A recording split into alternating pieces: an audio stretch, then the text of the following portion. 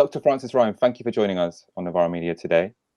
We're going to talk about your book, Crippled, Austerity and the Demonisation of Disabled People, which was out with Verso earlier in the month. It's a powerful expose of the effects that austerity had on disabled people in Britain, with lots of personal stories, lots of statistics. I want to talk about some of those case studies slightly later in the interview, but I wanted to start with one of the more striking or even controversial claims in the book, actually, which is that the effects of austerity on disabled people wasn't so much a byproduct of an economic policy which was sort of constructed for separate reasons, but was a deliberate attack on disabled people. So I wanted to ask, why did you see the policies of the coalition government from 2010 onwards as a deliberate attack on disabled people?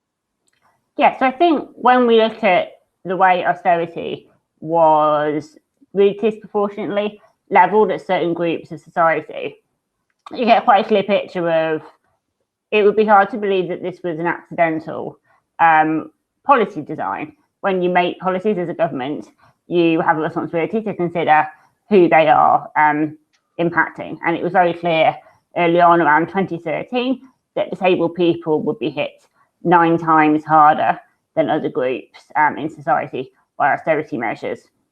And if you're severely disabled, that went up to 19 times as hard as other people. So it was really clear from the beginning that these policies would be hitting a certain group in society harder than other people.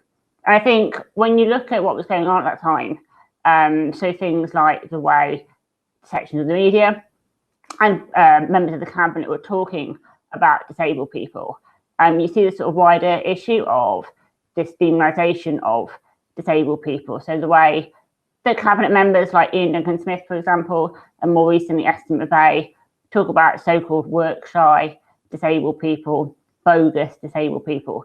And so it wasn't just the policies and the cost-cutting that we were seeing, but that was being supported by this sort of increasing negative rhetoric about disabled people, that we were sort of burdens on the state, that we were faking our disabilities, that we were a cost that the taxpayer couldn't afford. So I think the two things were really, really very much linked.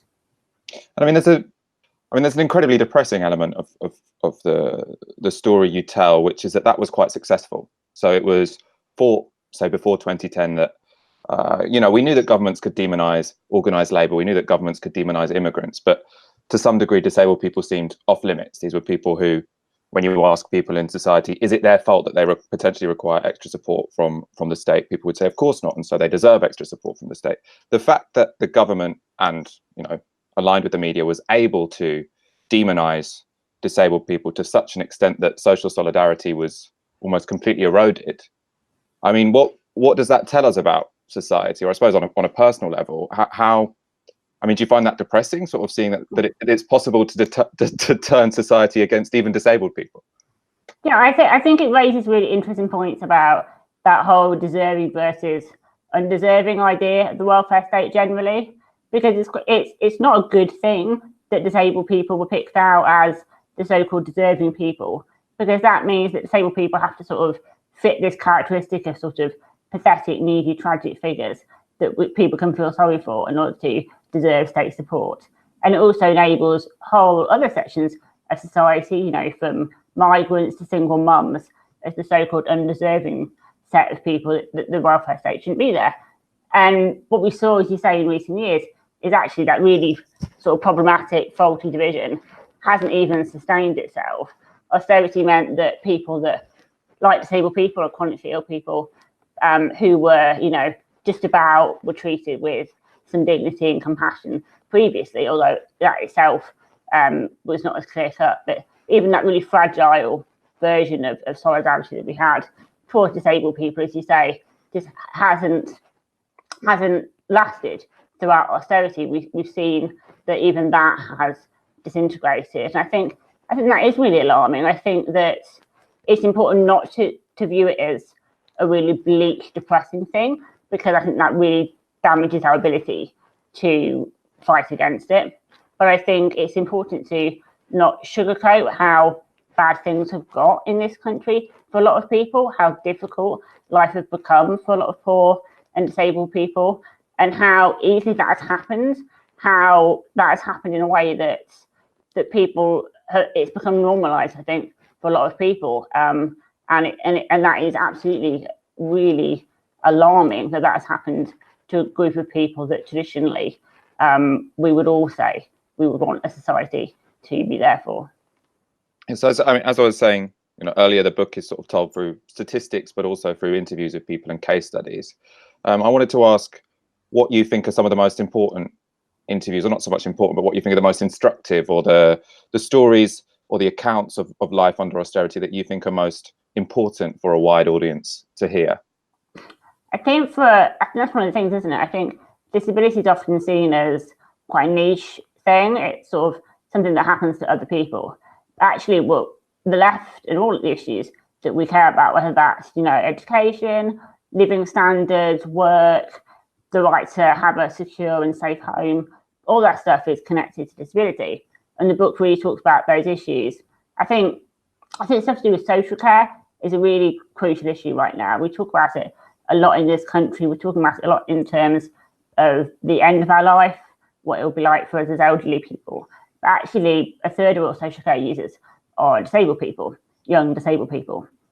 And in the book, I look at the way that social care cuts have had a really devastating impact on the ability for young disabled people to live a sort of normal, independent life. So one woman I spoke to in the book called Rachel, she was living independently in her own bungalow. She's a wheelchair user. She has multiple health problems, and she was living really happily, as healthy as she could be, in her own bungalow with a team of personal assistants. But when the social care cuts came in from 2012, she sort of over about 6 years lost her care package. So she lost the person that would come and help her get dressed in the morning, the person who would come and cook her meals, the person who would help her into bed at night. And in the end, she had all of her social care removed.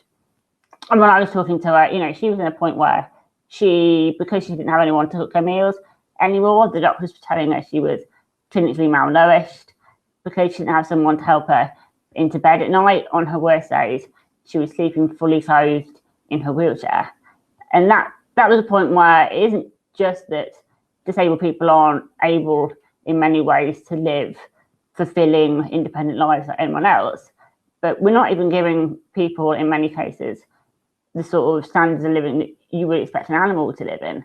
I think that level of sheer abandonment of people, I think, was incredibly striking to me. I mean, it paints a picture basically of state failure. Well, I mean, it depends on what you consider to be the role of the state. But I suppose the question I want to ask is it's obvious that most of the fault of this is with the Tory cabinet, I suppose. But what other elements of society do you think failed disabled people over the period of the coalition government and afterwards that allowed people to be living in the conditions that you describe? So I think it's important to absolutely put responsibility in the governments of the last decade, but I think it's too simplistic to put it just squarely on those shoulders. I think for example, things like the book talks about the cuts to out-of-work sickness benefits for disabled people who are too ill or disabled to work, and the sort of devastating impacts of the rise of benefit sanctions. And those sort of measures, they were introduced originally in some form by New Labour originally. They were hugely exacerbated by the coalition. But those sort of early measures were absolutely introduced by a Labour government. That idea for sanctions, for example, that sort of concept that social security was no longer an entitlement, but something that could be removed based on so-called bad behaviour.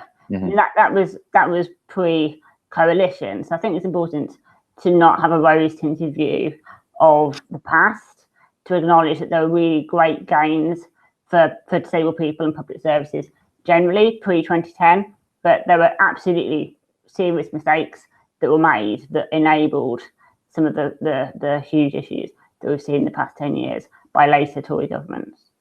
And to what extent do you think we've turned a corner? So I know that one of the stories of that period under the coalition was that social solidarity towards disabled people was in decline. People were supporting cuts to benefits and state support to people with disabilities. But I think that's reversed now, hasn't it? So people now are beginning to start to tell social surveys that they want more money spent on disability benefits and payments and support.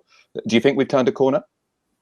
Yeah, I think as I say, I think it's really important when we talk about this to not sugarcoat the difficult things, but to find the hope where we can. I think a really big bit of hope is the fact that, as you say, when we look at polling, they consistently show in recent years that there is a real fatigue about austerity generally.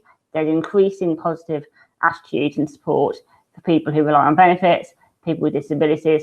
So we are absolutely seeing, I think, a turn in public attitudes, and I think that's something to cling to, and for the left to really use to move forward, because we're at a point where, you know, the Tories may talk about austerity being over, but realistically, billions of pounds are continuing to be pulled from anything from social care, social security, local authorities, education, and we need to really take that forward and say, actually, the wider public are getting sick of it, and we need to keep that momentum going. So as a final question, I want to ask sort of how you think the left should be acting, or what its priority or direction of travel should be. So there's one point that I thought was quite striking in the book, the idea there's a particular manner in which people oppose austerity and cuts to disability support, which you're not fond of, which is to say austerity has hit society's most vulnerable. And you think that we should be framing that argument in a different way. So I was wondering if you could elaborate on why. But then also, I mean, we might have a Labour government soon. So in very practical terms, what would be the most important policy changes that a Labour government could make at this point in time to, I mean, reverse the damage that the coalition have done, but also, you know, in a more positive and forward-looking way, improve the lives and the ability to participate fully in society of people with disabilities in Britain today? Yeah, absolutely. I think those two things are really tied together. I think when we talk about like vulnerability, the idea that society is responsible for protecting vulnerable people, I think that's a really understandable sentiment. But I think for disabled people, it's about understanding that vulnerability comes not from our disabilities, but from the way society treats us. So I don't feel vulnerable as a disabled person, but the people I talk to certainly now feel incredibly vulnerable because they've had, for example, their car removed because they've had their benefit cuts, and they're now isolated and stuck in their home. So I think that as the left, we need to think about not that disability makes us vulnerable, but that these huge cuts to support are what making disabled people vulnerable. And I think when it comes to positive steps forward, there's multiple things we can do. I think a major issue is going to be reform of the social care system. We need rapid investment in that system. We need to get the fundamental right for independent living as a central ideal, that disabled people, just like anyone else, want and deserve to live in their own homes independently. I think we need radical reform of the social security system, which isn't just for disabled people, but for all of us who fall on hard times and need a system that isn't based on humiliation and punishment, but is there as a system to support us. And I think just generally when it comes to disabled people going forward in this country, it's about making that case for funding. Absolutely, the welfare state is a really positive ideal, but tackling attitudes to disability, I think, is central to that. Getting to grips in this country with how we treat disabled people and how we see disabled people, and that I think you can't have simply the investment. You need to really address how we see disability in this country. Dr. Frances Ryan, thank you so much for talking to us today at Novara Media. Dr. Frances Ryan's book, Crippled, Austerity and the Demonisation of Disabled People, which is out with Verso now. Thank you very much. Thank you.